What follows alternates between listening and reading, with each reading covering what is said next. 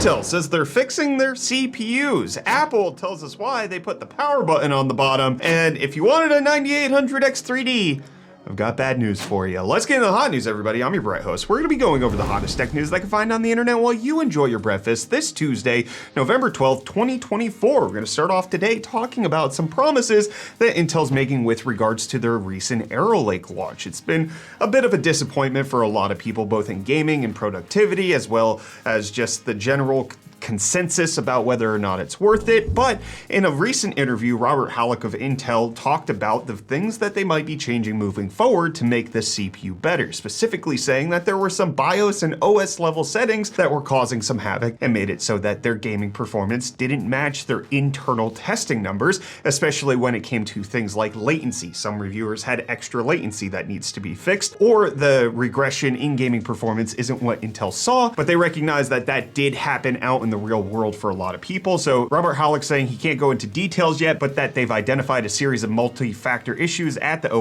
BIOS level, and the launch didn't go as planned, but there should potentially be some sort of fix out for this by the end of this month or potentially early in December, and it just appears to be something that could be adjusted in Windows, kind of like what we saw with AMD's Ryzen 9000 launch. That actually had a very similar situation where it underperformed what AMD promised, mostly because the operating system wasn't playing nice. As soon as Windows 11 24H2 came out, we saw massive performance improvements both in Ryzen 9000 as well as the previous chips that AMD had released. And so maybe there's something like that going on here with Intel's Arrow Lake launch. Now, I will just bring it up to say that there's been a lot of talk lately that I've seen about why are AMD and Intel not working that closely hand in hand with a company like Microsoft to make sure everything's ready to go on launch. Both AMD and Intel's launches appear to have been plagued by the fact that Windows just simply was not ready for their new architecture, and this is something that's just not getting handled behind the scenes. So it's a little confusing. Maybe it gets better in the future, or we just continue to struggle with these poor launches that Microsoft will fix later on after Intel and AMD realize that it's a large problem. But while you're waiting for Intel's Arrow Lake setup, you know what you don't have to wait for? Today's video sponsor. The holiday season is officially here, and today's sponsor, AliExpress, is coming in hot with their Double 11 mega sale. With already offering free shipping, free returns, and better choices at better prices, it was hard to imagine how they could provide better deals, but they did. During the sale, you can find offerings up to 90% off site-wide from November 8th to November 18th. Like, we picked up the Goffolk Suvari 34-inch 144Hz ultra-wide monitor and the Divoom D2 Pro retro pixel art portable Bluetooth speaker, both of which will be at their lowest prices possible. The Suvari monitor is a 1440p 1500R curved gaming monitor featuring Adaptasync, 99 sRGB color gamut coverage, and a 144Hz refresh rate. This thing is great to game on. Movement is smooth, colors are rich, and the ultra-wide curved display really helps with feeling immersed in your gameplay. With a peak brightness of 400 nits for HDR content, this monitor is a huge bang for your buck package. When you don't want to display content in the ultra-wide format, this monitor also features PBP and PIP intelligent dual split screen technology, so it's great for staying productive as well. Our other pickup from AliExpress was the Divoom D2 Pro pixel art Bluetooth speaker. Coming in this cool little case, the Divoom D2 Pro delivers an immersive audio experience with crisp, robust sound in a compact and portable device. Being portable, it also must be durable, which it is, being constructed out of high quality and eco-friendly materials. With the added layer of protection by carrying the speaker in its case, this little guy has no problem traveling around with you. Probably the most striking feature of the speaker is the pixel art interface. This interface can either show a custom design you've created or one of the many pre-made screens their app has to choose from. Regardless of what you choose, this thing undeniably makes a great addition to your desk. With tons of other features like being a sleep aid or an alarm clock, this little thing will be super fun to explore and customize for yourself when you pick up one during AliExpress's Double 11 mega sale. Again, this sale is running from November 8th to November 18th, and you'll be able to find offerings of up to 90% off, as well as save a little extra with one of our many coupon codes, which you can find in the description below, along with the links to the products we featured. Also, if you download the AliExpress app now, you can enter the Dollar Challenge for a chance to win $3,000 in shopping credits or $10,000 in flight credits.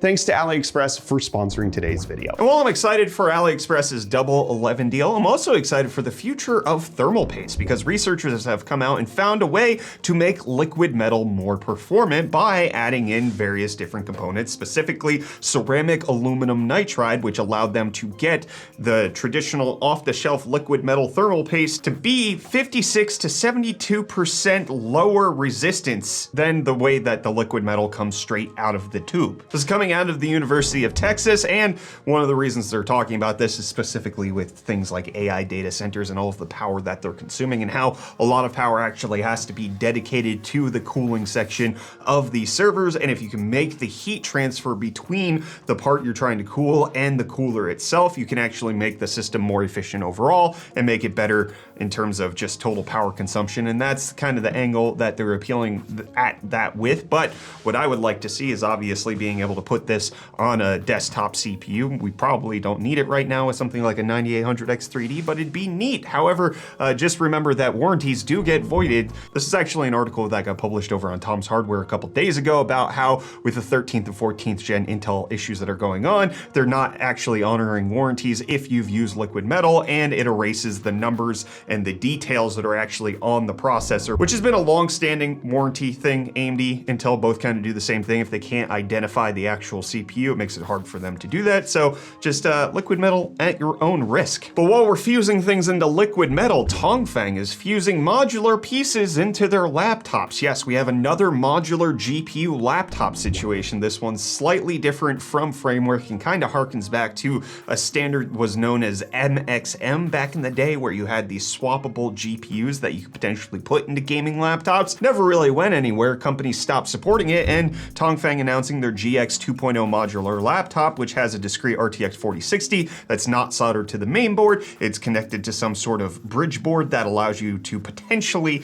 change it out, swap it out, upgrade it later on down the line. Obviously, this requires support from Tongfeng later on. It's not a standard. I'm excited to see it. I like to see that there's more modularity and more support moving forward, but obviously you have to make sure that the support is there later on, which you can't actually know when buying the laptop. I mean, you had things like MSI's upgrade program where they said you could upgrade your GPU if you bought something like their MSI Titan, and then they just shut down that program because MXM became a dead platform. So not necessarily something to trust, but neat technology that's out there. And in case you trust YouTube, don't worry, they're gonna change things around. It's being reported that YouTube is adding TikTok swipe up gesture features to full-length videos. This obviously applies if you're watching on your phone or some sort of mobile device like a tablet, and it makes it so that when you're in full screen and you swipe up, it moves on to a new video, as opposed to the way it was before, which was to actually make it so that the player got smaller so that you could see things like the description or the comments. You'll now have to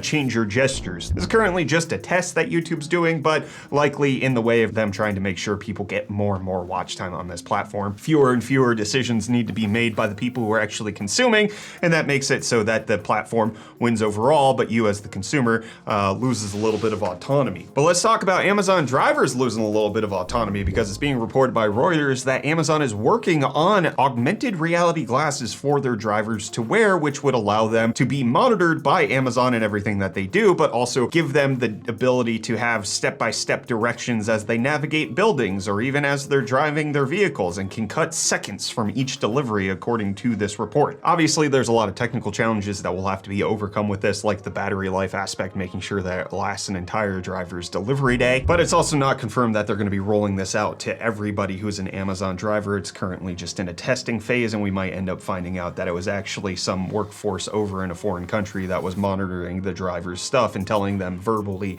over an earpiece what to do, rather than any sort of AI. That's a harkening back to their little grocery store experiment. But I want to harken back to Reece and see what deals he has for us today. Yo, welcome back to UFD Deals, bringing the hottest tech deals on the internet. Hope you guys enjoyed your weekend, and hey, you know, deals, it's kind of what we do here. Starting off today, we have this Logitech G502 Lightspeed wireless gaming mouse, which is currently going for only $74.09, making it $75.90 off. I daily drive a Logitech mouse. I'm a huge fan of them. Just don't get a white mouse, get this one instead. But then next up, we have this minimal and clean looking rocking Lian Li Lancool 206 ATX mid-tower case, which is currently going for only $74.99, making it $25 off. And then lastly, if you've been putting off upgrading your phone, you can grab the Google Pixel 9 with 256 gigs of storage and an unlock carrier. You can get it for only $549, making it $350 off the usual price. And hey, with that, the deals are done. You can find these and more linked in the video description down below. But until next time, I'm gonna hand you off back to Brett for the rest of your hot news. Cheers. Well, Reece, we now know the deal with the M4 Mac Mini button placement. In case you're not familiar, this became a little bit of rage bait across the internet. Apple decided on their brand new Mac Mini, which is a tiny, beautiful computer that I've been enjoying over the last few days, that they put the power button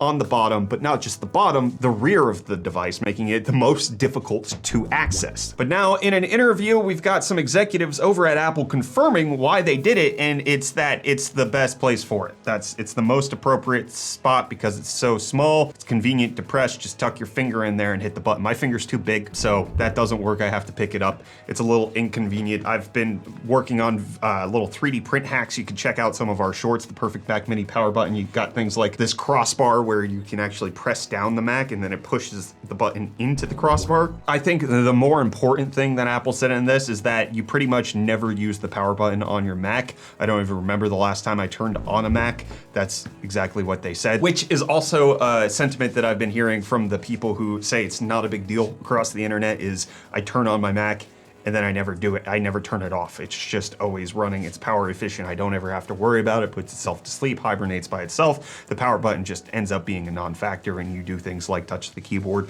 or move the mouse in order to wake it up rather than using the power button. But now we know. And now we know some more details about AMD's upcoming Strix Halo APU, which is one of the chips that we're looking forward to potentially compete with Apple's M4 Max. We got details of what AMD is going to be calling the integrated GPU, because currently the way it works is they have the 700M, 800M series. You got things like the 880M and the 890M that are in the Ryzen AI 9 365 and HX 370 laptops, which we've reviewed. In case you want to check out the difference between the 880M and the 890M, you can check out that video right up there. But now the integrated GPU on Strix Halo is going to be called Radeon 8000S, which kind of puts it in a different class of GPU, kind of more in their higher end mobile GPUs, the discrete section, and specifically the highest end 40 compute unit one, the one that I'm most excited for, is going to be called the 8060S, and the 32 compute unit one is going to be called the 8050S, with potentially a 16 compute unit one coming out, which could be called the 8040S or something else. I will remind you that AMD is still going with the nonsense naming scheme of calling the entire chip, including the integrated GPU, the Ryzen AI Max Plus 395. Conglomeration of marketing right there. That's fantastic. You love it. And it appears that a lot of people love the Ryzen 9800X3D. It got launched last week. It sold out very quickly. It's being scalped on various different places for over $1,000. Very difficult to get your hands on it right now. And one of the largest retailers for these CPUs over in Germany has announced that they are not expecting to get stock of the 9800X3D anytime soon. They sold out very quickly, but now it appears that the 9800X3D is not coming back until late December, at least according to Mind Factory. This appears to be coinciding with a bunch of different other things that I'm seeing in the market where there's no known stock replenishment date for the 9800X3D. Either that means they sold a ton of volume that they weren't expecting, or potentially kind of my conspiracy theory, this is just Brett speaking on this. This was mostly a small launch. They didn't have enough processors to go around, but they really wanted to have something close to Intel's Arrow Lake launch, so they just kind of rushed it out the door. And this was actually supposed to be announced and launched sometime in January, so they rushed a few out. We're gonna get more later on, but this was not actually supposed to be when these CPUs came out. They just happened to be ready to get a quick stealing of Intel's thunder. However, one of the good things that can be found out with the Mind Factory announcement is that despite the fact that you're not going to be able to get it until close to the end of the year, they are currently still honoring the actual retail price and not jacking up the price and making it more difficult for people to get their hands on it. And it appears to be a winning strategy for AMD, because reports are coming out that AMD is now at 28.7% market share of desktop CPUs, which is a 5.7% increase from the previous quarter. They're growing quite considerably. You can see that just even exiting Q3 of 2024. AMD's crushing it. And then just to close off on the AMD news, it was reported that we're supposed to get Zen 6 sometime towards the end of 2026, 2027, and it's gonna be on the AM5 socket, which we kind of already knew, not necessarily such a big deal, but details that people likely wanna know. And I wanna know what you guys said on Friday's episode of Hot News, so let's check it out. Over on Floatplane, Jimmy Cab saying, digging the cozy new set. Was able to get a 9800X 3D yesterday at the Madison Heights Micro Center near Detroit. There were about 30-ish or so people in line at opening. Pretty sure we all got one. Looks like if you're lucky enough to live near a Micro Center, they've got pretty good stock. The Micro Center website is still showing they've got lots in Madison Heights store. Unfortunately, I don't live anywhere near one. While I appreciate that Micro Center and AMD are having a cozy relationship where they can release things like the 56 and 7600X 3Ds. It's a little frustrating as just a regular consumer who doesn't live near one. And then over on Floatplane saying, loving the new setup. Looks like y'all turned on ray tracing reflections off the Brett Dome. The lighting, we're working on it. But YouTube letting us know that might want to check your audio in the beginning of the video. That's something that we didn't notice even as I reviewed the video to go out, because I was listening to it on my speaker laptops and I kind of wasn't paying close attention. There was like a little pop or a hiccup in the audio on Friday in multiple different sections. I think I figured out why. I think it was a processing issue where the audio wasn't recording properly, but I didn't notice it. The editor didn't notice it because he thought it was just his editing software popping, which happens all of the time. If you've ever used a non-linear editor, you just get those weird things. So we apologize. It passed our approval and we just have to pay closer attention moving forward, but hopefully this episode does not have those issues. Aaron James having an issue saying, now imagine if other subscription-based services follow suit, then locks you out because you've run out of consumable time. This is in regards to NVIDIA enforcing a 100-hour limit on GeForce Now, even if you pay for the service. I agree, it's a weird slope to be on. I don't appreciate the move here by NVIDIA, but also it's kind of reminiscent of old internet where you had to pay per hour, or kind of like even old mobile service where you had to pay per minute. I mean, it's just, you pay for the consumption itself. That's how things used to be, and I don't want to go back to it, but there is precedent for it, which is... And then we got Quandrick saying, as an avid cloud gamer who's been happily using the highest tier GFN for years, this is a huge blow for me. People seem to think 3.5 hours a day gaming is a lot, but they don't say that about other hobbies.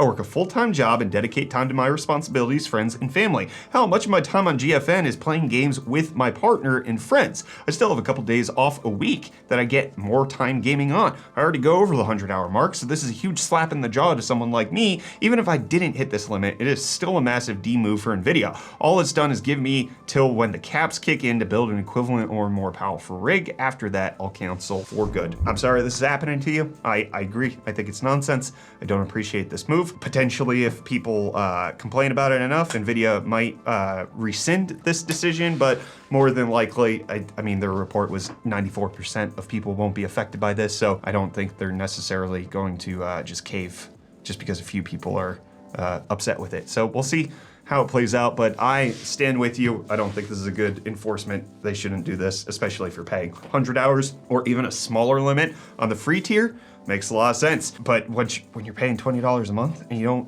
don't give people what they want, don't like it. But I did like doing hot news today. I'll be back with more of the hottest tech news tomorrow, hopefully, as long as my wife doesn't give birth. We're in that like weird twilight zone where it could happen anytime now. So if you don't get an episode when you're expecting one, probably something going on at home with me. See you then, tomorrow, probably, maybe.